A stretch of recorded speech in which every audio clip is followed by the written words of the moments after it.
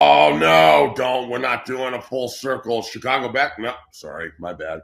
No Chicago backhand, but Jerry Jones came out, said Dak Prescott is a quarterback that can get us to the Super Bowl, and that's the way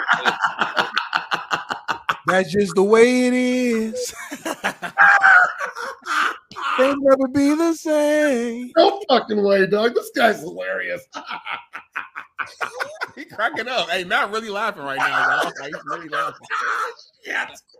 Hey, I'm actually glad Matt's agrees with me. Prescott can get us to the Super Bowl. What, is he going to rent a limo and drive? Is he going to get a helicopter and be like, hey, everybody, my contract allows us to take a jet to the Super Bowl. Come with me. I got tickets.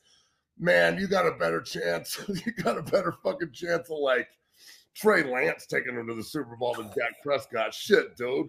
I think Cooper Rush can actually win more games, but that's me. Oh, yeah. Dak Prescott is not the answer. Let me ask you something, though, on this Cowboy team. Why is Jerry Jones doing this? In history, we've always seen the guy that denies something in this profession, and actually that's the guy that does something. I would not be shocked if the Cowboys trade his ass after those statements, because that's what we've seen forever. We've seen these things. He said he would never fire Jimmy Johnson. 2 weeks later, he fucking fired Jimmy Johnson. It rocks. So no one wants to bring that up. So I'm trying to figure out what's going to happen there, because yesterday, Matt, the Minnesota Vikings worked out 8 quarterbacks.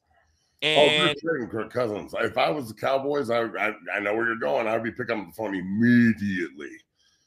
Let's go. I don't get like if you're Dak, you know, like if I'm the Colts with your boy AR5, who's really durable, going to IR today, not AR. That would be the Anthony Richardson place where you go be hurt.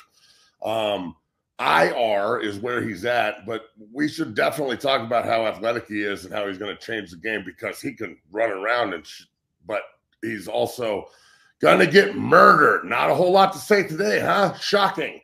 Look, 8 weeks at least he's out. If I was the Colts, I'd be trying to trade for Dak, but again, what are you trading for? He's not going to take the Colts anywhere either. So hell no. Like Dak Prescott is he's going to be a great backup for somebody next year. My only question real quick to the Kirk Cousins thing, is Kirk Cousins that much better than Dak? That these on like to me they're neck and neck. I do like Kirk a little better, but it's so close. I don't think Kirk's gonna take to Super Bowl either. You might as well stay with Dak. He's not. No, stay with Dak. Yeah. Here, let me give you some coaching advice. At least like reinvigorate. Let me give you some coaching shit though. If I'm sitting here drafting or getting a pick between Dak and him, and I look at their body of work, Matt, and you do this a lot when you're evaluating someone, it's like, okay, I'm trading for this right guard. Let me look at his body of work. How good is he on the fucking deuce? How good is he on the fucking cat with the tackle and pin in the nose? We're going to look at these things and say, all right, pretty fucking good. If I'm looking at the two common denominators of these two quarterbacks, tell me why CeeDee Lamb, a number one wideout in the league, has digressed and Justin Jefferson has grown to be one of the best in the football. That is the one thing that I'm saying, okay, let me bring Kirk Cousins here and feed CeeDee Lamb the rock, because this guy understands. That's the great point. Like, look, I understand Kirk Cousins he's average. Let's be real. But he's incredibly smart, and he is a student of the game. And I also think with Washington and the time he spent there, he elevated the team and took them to the playoffs. And I felt like he made them better. With the Vikings, he's made them better. I mean, they're notoriously pretty shitty at quarterback, and with the exception of guy like Warren Moon a couple of years and Cunningham's year in '98, which was incredible, and Fran Tarkenton. Other than that, their best quarterback's probably Dante Culpepper or Wade Wilson or some shit. So I think that the Vikings also have been elevated by Kirk. I wonder, and I'm not saying Dallas is elite by any means, regardless of what Micah Parsons says, like, you can't really talk shit after you get beat 42-10. You need to eat crow and shut the fuck up. But I think that the ability now for Kirk to maybe go to Dallas, like, if he goes to the Cowboys, I think he's going to be supported by better players offensively. No point. I think it could actually elevate him rather than him having to constantly elevate everybody else, because let's be real, Washington and Minnesota were not great. You know, if I'm the Jets, like, why I'm going to go after Kirk Cousins so hard right now just for a year and then let him hit free agency and get Aaron back, because the Jets, they can run the ball and play defense like that. That makes sense to me. You know, like you've got to start the Broncos need to look at moving Russell Wilson.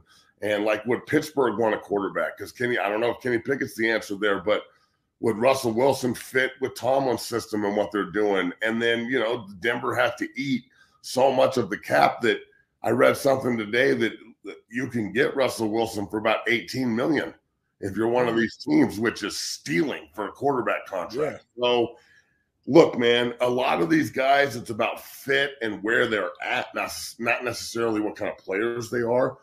And I really think that if Kirk Cousins is in the right situation, he can win you big-time football games. If he's in a situation where he has to elevate everybody else, he can win you some football games. But when you get to the elite level stuff where the other quarterback is being supported rather than the quarterback having to support everybody else, that's where the discrepancy happens here on, you know, winning football games. So that's real. That's a good point, though, Matt, because Kirk Cousins never had a team that is as good and as talented, at least, as this Dallas Cowboys team. So I didn't even look at it that way. Because, like, yeah, Kirk he might be a lot better if you put him in this particular situation with a pretty good running game with Tony Pollard. Still one of the top, I know he had a bad performance, but still one of the top defenses in the NFL. You got CeeDee Lamb, and you got Brandon Cooks over there, who always gets 1,000 yards receiving with any other quarterback besides Dak. So you make a good point. He actually, you guys starting to wheel me in. It might make sense to get Kirk on Dallas.